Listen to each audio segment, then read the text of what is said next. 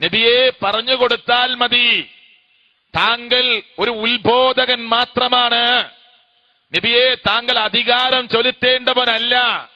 പറഞ്ഞു കൊടുത്തിട്ട് ആളുകളെ ചെവി കേൾക്കാതെ തിരിഞ്ഞു പോകുകയാണെങ്കിൽ പോയിക്കൊള്ളട്ടെ, അവര് വരേണ്ടത് എന്റെ അടുത്തേക്കാണ്, അവരെ ക്വസ്റ്റ്യൻ ചെയ്യേണ്ടത് ഞാനാണ്, നബിയെ താങ്കൾ എന്തിനാ വിഷമിക്കുന്നത് എന്ന് അള്ളാഹു നബിയോട് ചോദിച്ചതാണ്. നിങ്ങളും ഞാനും ഒക്കെ ഓതുന്ന ഖുർആനിലെ സാധാരണ കേൾക്കുന്ന ഒരു അധ്യായത്തിലെ ഈ വചനങ്ങളെ. അതുകൊണ്ട് പറയാണ്, ഒരൊറ്റ ചരിത്രത്തിലൂടെ നമുക്ക് തുടങ്ങാം. നബി സല്ലല്ലാഹു അലൈഹി വസല്ലമ ലോകത്തുനിന്ന് വിട പറഞ്ഞു. എന്നാ? റബീഉൽ അവ്വൽ 12 തിങ്കൾ അല്ലേ? ആ സംഭവമൊക്കെ വേറെ ചർച്ച ചെയ്യാനുണ്ട്.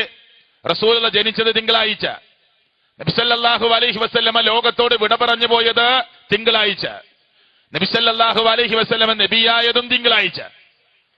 ഇനി അവിടെ വേറെ ചോദ്യങ്ങളൊക്കെ ഉണ്ട് കേട്ടോ. തിങ്കളാഴ്ചയാണ് ജനിച്ചത്, തിങ്കളാഴ്ചയാണ് നബിയായത്, തിങ്കളാഴ്ചയാണ് മരിച്ചത്. ശരി, ആ തിങ്കളാഴ്ച റബീഉൽ അവ്വൽ 12 തിങ്കൾ തെരഞ്ഞെടുത്ത് അത് ലഡു വിതരണം ചെയ്ത് മിഠായി കൊടുത്ത് ജാഥ വിളിച്ച് പ്രകടനം നടത്തി റോഡ് ബ്ലോക്കാക്കി വാദ്യമേളങ്ങളും കോൽക്കളിയും ദഫമുട്ട് റോട്ടിൽ കളിച്ചിട്ട് സന്തോഷിക്കാൻ മാത്രം മുസ്ലിങ്ങളെ എന്റെയും നിങ്ങളുടെയും കോമൺ സെൻസ് നഷ്ടപ്പെട്ടിട്ടുണ്ടോ എന്ന് ഞാൻ എന്നോട് നിങ്ങളോട് ചോദിക്കുകയാണ്. മരിച്ചതും തിങ്കളാഴ്ചയാണ്, ജനിച്ചതും തിങ്കളാഴ്ചയാണ്, നബിയായി അല്ലാഹു തആല നബിയായി മുത്ത് റസൂൽ സല്ലല്ലാഹു അലൈഹി വസല്ലമയെ തെരഞ്ഞെടുത്തതും തിങ്കളാഴ്ചയാണ്. അതിലൊന്നും മുസ്ലിങ്ങൾക്കാർക്കും തർക്കമില്ല. പിന്നെ എങ്ങനെ നമ്മൾ ആഘോഷിക്കുക? ഇനി ആയിക്കൊള്ളട്ടെ, ജനിച്ചതും മരിച്ചതും ഒക്കെ ഒരു ദിവസമാണെങ്കിലും ഒരേ തിങ്കളാണെങ്കിലും അവിടുന്ന് കൽപ്പന ഉണ്ടോ? ഭാര്യമാരാരെങ്കിലും പറഞ്ഞിട്ടുണ്ടോ? സഹാബത്ത് ആരെങ്കിലും ചെയ്തിട്ടുണ്ടോ? മദ്ഹബിന്റെ ഇമാമുകൾ ആരെങ്കിലും ചെയ്തിട്ടുണ്ടോ? ഖലീഫമാരിൽ ആരെങ്കിലും നടത്തിയിട്ടുണ്ടോ? സഹാബത്ത് ആരെങ്കിലും ചെയ്തിട്ടുണ്ടോ? അതിനൊന്നും ഉത്തരം ഇല്ല ഇല്ല ഇല്ല എന്ന് നേരം പുലരുവോളം ഞാൻ ചോദിച്ചാലും അറിവുള്ള ഏതൊരു ഉസ്താദിന്റെ സംസാരം കേൾക്കുന്നുണ്ടെങ്കിലും പറയും ഒരിക്കലും ഇല്ല എന്ന്. ഇല്ല, നിങ്ങൾക്ക് എവിടെയും പോയി പരിശോധിക്കാം, അത് വേറെ വിഷയമാണ്. ഞാനിപ്പോ അവിടേക്ക് കിടക്കുന്നില്ല. അള്ളാന്റെ റസൂൽ സല്ലല്ലാഹു അലൈഹി വസല്ലമ മരിച്ചു, ലോകത്തോട് വിട പറഞ്ഞു. ശരി, ഇനി കേൾക്കേണ്ട സംഭവം എന്താ അറിയോ? ലോകത്തുനിന്ന് വിട പറഞ്ഞിട്ട് ദിവസങ്ങൾ പിന്നിട്ടപ്പോ ഒരു യാത്രാ സംഘം നബിയുടെ പള്ളിയിൽ വന്നു. ശരിക്കും ശ്രദ്ധിച്ചോളൂ, ഞാൻ വളരെ പതുക്കെയാണ് പറയുന്നത്. ഒരു യാത്രാ സംഘം നബിയുടെ പള്ളിയിൽ വന്നു, സല്ലല്ലാഹു അലൈഹി വസല്ലമയുടെ പള്ളിയിൽ വന്നിട്ടോ. ആ പള്ളിയിൽ വന്ന് പ്രിയപ്പെട്ടവരെ, ഒരു ടീം വന്നിട്ട്, ഒരു യാത്രാ സംഘം വന്ന് 4 ടീമായി അവർ പിരിഞ്ഞിരുന്നു. ഒരു ടീം പറഞ്ഞു നമുക്ക് സുബ്ഹാനല്ലാഹ് എന്ന് 100 വട്ടം ചെല്ലാം. ഒരു ടീം പറഞ്ഞു നമുക്ക് അല്ലാഹു അക്ബർ എന്ന് 100 വട്ടം ചെല്ലാം. ഒരു ടീം പറഞ്ഞു നമുക്ക് അൽഹംദുലില്ലാഹ് എന്ന് 100 വട്ടം ചൊല്ലാം. ഒരു ടീം പറഞ്ഞു ഏറ്റവും വലിയ ദിക്റാകുന്ന ലാ ഇലാഹ ഇല്ലല്ലാഹ് എന്ന ദിക്ർ നമുക്ക് 100 വട്ടം ചൊല്ലാം. ഇത് കേൾക്കുന്ന എരുമാറിലെ മുസ്ലിങ്ങളെ, നിങ്ങൾ ഏത് പ്രസ്ഥാനത്തിലാകട്ടെ, എന്താ അതിൽ തെറ്റ്? റസൂലുള്ളാഹി സ്വല്ലല്ലാഹി അലൈഹി വസല്ലമ ലോകത്തുനിന്ന് വിട പറഞ്ഞിട്ട് കുറച്ച് ദിവസേ ആയിട്ടുള്ളൂ. അല്ലാഹുവിന്റെ റസൂൽ സല്ലല്ലാഹു അലൈഹി വസല്ലമ ജീവിച്ചിരുന്ന കാലത്ത് നിസ്കാരവും എല്ലാം നടത്തിയ പള്ളിയിൽ ഒരു യാത്രാ സംഘം വന്ന് കയറി 4 പ്രധാനപ്പെട്ട ദിക്റുകൾ അവിടെ ഒന്ന് കൂടിയിരുന്ന് വട്ടത്തിലിരുന്ന് ചെരക്കല്ല് എണ്ണം തെറ്റാതിരിക്കാൻ മണലിൽ കാണുന്ന ചെറിയ ചെറിയ ചരൽക്കല്ലുകൾ പൊറുക്കിയെടുത്ത് ഒരു ടീം 100 കല്ല്, അടുത്ത ടീം 100 കല്ല്, അങ്ങനെ 100 കല്ലുകള് എണ്ണം പിടിച്ചു വെച്ചിട്ട് അവര് എണ്ണാൻ തുടങ്ങി. സുബ്ഹാനല്ലാഹ് സുബ്ഹാനല്ലാഹ് സുബ്ഹാനല്ലാഹ്.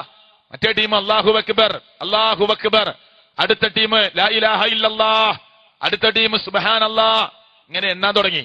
അല്ലാഹു അക്ബർ, സുബ്ഹാനല്ലാഹ്, അൽഹംദുലില്ലാഹ്, അല്ലാഹു അക്ബർ, ലാ ഇലാഹ ഇല്ലല്ലാഹ്, 4. അല്ലാഹുവിന്റെ റസൂൽ സല്ലല്ലാഹു അലൈഹി വസല്ലമയുടെ പള്ളിയിൽ യാത്രാ സംഘം വന്നു. അവര് ചൊല്ലുന്നത് നല്ല ദിക്റാണ്. ഗുണകാംക്ഷയോടുകൂടി പഠിക്കണമെന്ന് ആഗ്രഹമുള്ളവർക്ക് അന്വേഷിക്കാൻ വകുപ്പ് നൽകുന്ന സംസാരമാണ് ഞാനിവിടെ നടത്തുന്നത്. നിങ്ങൾക്ക് നാളെ മറ്റന്നാളെ ഇന്നൊക്കെ പോയിട്ട് അന്വേഷിക്കാം. അങ്ങനെ കേട്ടു, സത്യമാണോ? ഒരു മുജാഹിദിന്റെ വേദിയിൽ നിന്ന് കേട്ടതാണ്. ഉസ്താദുമാരോട് നിങ്ങൾക്ക് സംസാരിക്കാം, അന്വേഷിക്കാം, പഠിക്കാം. സത്യമാണ് എന്ന് തോന്നുകയാണെങ്കിൽ സ്വീകരിക്കാം. ഇല്ലെങ്കിൽ എത്രയോ പ്രസംഗം എരുമാടിലും ഈ പിന്നെ നമ്മുടെ രാജ്യത്തിന്റെ വ്യത്യസ്തമായ നാടുകളിലൊക്കെ നടക്കുന്നുണ്ട്. അതുപോലെ നിങ്ങൾക്ക് അവോയ്ഡ് ചെയ്യാം. പക്ഷേ നിങ്ങളിവിടെ നിൽക്കുന്ന ഒരു 1.5 മണിക്കൂർ സമയം നിങ്ങൾക്ക് നഷ്ടാവില്ല. നിങ്ങൾ അന്വേഷിക്കാൻ, നിങ്ങൾക്ക് പഠിക്കാം. അത് മാത്രമാണ് എനിക്ക് ഈ സമയത്ത് പറയാനുള്ളത്. ഈ യാത്രാ സംഘം 4 ദിക്ർ ചൊല്ലി ചരക്കല്ല് നീക്കുമ്പോ പള്ളിയിലേക്ക് വന്ന ഒരു സഹാബി ഇത് കണ്ടു. ചരക്കല്ല് നീക്കി, നമ്മുടെ നാട്ടിലേക്ക് ദിക്ർ ഹൽക്ക എന്ന് പറയും. ഇവിടെ ചരക്കല്ലൊന്നുമില്ല, എന്ന് പുതിയ ടെക്നോളജി അതിന്റെ ഉത്തുംഗതയിൽ കയറി നിൽക്കുന്ന നാടാണ്. ചില ആളുകളുടെ റിക്ക് ചെല്ലാൻ ഒരു ടിക്ക് ടിക്ക് മെഷീനാ, ചില ആളുകൾ മുത്തുകൊണ്ട് കോർത്തുണ്ടാക്കിയ മാലകളാണ്. ചില സ്ഥലത്ത് എണ്ണൊന്നുമില്ല, ആളുകളൊക്കെ വട്ടത്തിലിരുന്ന് വലിയ ശബ്ദത്തോടുകൂടി ഉറക്ക ശബ്ദം ഉണ്ടാക്കുന്ന കാണാം, അല്ലെ? അള്ളാഹനെ വിളിക്കുന്നത് കാണാം. അങ്ങനെ പല രൂപത്തിലും കാണാം. ആവട്ടെ, ഈ യാത്രാ സംഘം അള്ളാഹുവിന്റെ റസൂൽ സല്ലല്ലാഹു അലൈഹി വസല്ലമ മരണപ്പെട്ട് കുറച്ച് ദിവസം കഴിഞ്ഞ് പള്ളിയിൽ വന്ന് ദിക്ർ ചൊല്ലാൻ തുടങ്ങി. ഒരു ദിക്ർ ഹൽക്ക. അപ്പോ നബിയെ കണ്ട സഹാബത്ത് എന്ത് ചെയ്യണം? ജീവിച്ചിരിക്കുന്ന സഹാബികൾ ഇതിന് പ്രോത്സാഹിപ്പിക്കണ്ടേ? ഇത് നല്ലൊരു ഏർപ്പാടാണ്, ഞാനും കൂടി തരാമെന്നല്ലേ ആദ്യം കണ്ട സഹാബി പറയേണ്ടത്? ആദ്യം കണ്ട സഹാബി കുറച്ചുകൂടി പ്രായമുള്ള സഹാബിയുടെ വീട്ടിലേക്ക് ഓടുകയാണ് ചെയ്തത്. ഓടി ചെന്നിട്ട് പറഞ്ഞു, നമ്മുടെ പള്ളിയില്, റസൂലുള്ളാന്റെ പള്ളിയില് ഒരു യാത്രാ ടീം വന്നിട്ടുണ്ട്. അവര് ചരക്കല്ലൊക്കെ എടുത്തിട്ട് ഇങ്ങനെ 100 വട്ടം തക്ബീർ ചൊല്ലാണ്, 100 വട്ടം തഹ്മീദ് പറയാണ്, 100 വട്ടം തഹ്ലീൽ പറയാണ്, 100 വട്ടം തസ്ബീഹ് ചൊല്ലാണ്. നമ്മൾ എന്താ ചെയ്യേണ്ടതെന്ന് ചോദിച്ചു. അപ്പൊ മുതിർന്ന സഹാബി എന്താ ചോദിച്ചെന്നറിയോ? നീ എന്തിനാ എന്നെ വിളിക്കാൻ വന്നത്? അതൊക്കെ വാരി വലിച്ച് പുറത്തേക്ക് എറിഞ്ഞ് അവരെ പള്ളിയിൽ നിന്ന് ഇറക്കി വിടണ്ടേന്ന്. അങ്ങനെ സംഭവം ഉണ്ടോ? ഇത് മുജാഹിദുകൾ വെറുതെ പറയാണോ എന്ന് അന്വേഷിക്കണ്ടേ? മുതിർന്ന സഹാബിയും നേരത്തെ വന്ന സഹാബിയും ചെന്ന് 100 ചരക്കല്ലുകൾ പൊറുക്കിയെടുത്ത് പള്ളിയിൽ വെച്ചത് വലിച്ച് പുറത്തേക്ക് എറിഞ്ഞു. എറിഞ്ഞിട്ട് പറഞ്ഞു, അള്ളാഹുവിന്റെ പ്രവാചകൻ ഉപയോഗിച്ച വടിയാണത്, കുത്തിപ്പിടിച്ച വടി. എട ചെങ്ങാതിമാരെ, അത് പൊട്ടിപ്പോയിട്ടില്ല. അള്ളാന്റെ റസൂൽ ഉപയോഗിച്ച പാത്രമാണത്, അത് ഉടഞ്ഞു പോയിട്ടില്ല. അള്ളാഹുവിന്റെ പ്രവാചകൻ ഉപയോഗിച്ച കുപ്പായമാണത്, ദ്രവിച്ചു പോയിട്ടില്ല. അപ്പോഴേക്കും നിങ്ങൾ ദീനിൽ പുത്തനാചാരം ബിദ്അത്ത് കടത്തിക്കൂട്ടുകയാണോ? ഇറങ്ങൂ. പള്ളിയിൽ നിന്ന് സഹാബത്ത് യാത്രാ സംഘത്തെ പള്ളിയിൽ നിന്ന് ഇറക്കി വിട്ടു. ഇങ്ങനെ ഒരു സംഭവം ഇസ്ലാമിക ചരിത്രത്തിലുണ്ടോ? അതും നബി സല്ലല്ലാഹു അലൈഹി വസല്ലം മരണപ്പെട്ടിട്ട് കുറെ കാലം കഴിയുന്നതിന് മുമ്പ് സംഭവിച്ചിട്ടുണ്ടോ? ഒന്ന് അന്വേഷിച്ച് നോക്ക്. പടച്ചോനെ പേടിയുള്ള പണ്ഡിതന്മാരെ പറയും സംഭവം ഉണ്ട്. ഉണ്ടെങ്കിൽ എന്താ മനസ്സിലാക്കുന്നത്? സഹാബത്ത് അബൂബക്കർ സിദ്ദീഖ് റളിയല്ലാഹു, ഉമർ ഇബ്നുൽ ഖത്താബ് റളിയല്ലാഹു അൻഹു, ഉസ്മാൻ ഇബ്നു അഫ്ഫാൻ, അലി ഇബ്നു അബി ത്വാലിബ് റളിയല്ലാഹു അൻഹും, സ്വർഗം കൊണ്ട് വാഗ്ദാനം ചെയ്യപ്പെട്ട മറ്റു സഹാബികള്, അള്ളാഹുവിന്റെ പ്രവാചകന്റെ കൂടെ ജീവിച്ച ആയിരക്കണക്കിന് വരുന്ന സഹാബികള്, ഇവരൊക്കെ ദിക്റിനെതിരാ ആണോ?